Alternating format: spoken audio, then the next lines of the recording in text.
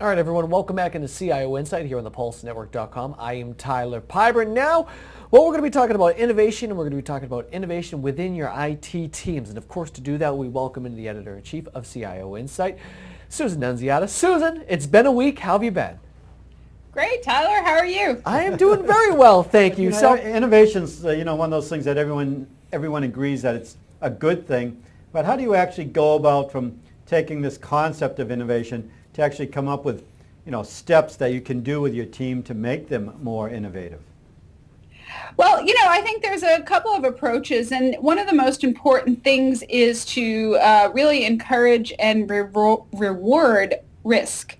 One of the things that stifles innovation is a risk aversion, a fear that your job will be negatively impacted if some great idea that you have fails. And so I think one of the important steps is to create a culture in which those who take risks, even if they fail, still get some reward, some recognition and acknowledgement. And so you need to kind of change the way that you might approach your organizational hierarchy and how your teams are rewarded and compensated.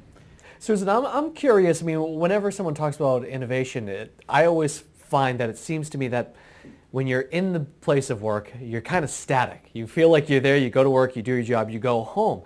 How important is it to, see what other people are doing, what other companies are doing as well, to kind of maybe spark that interest a little bit?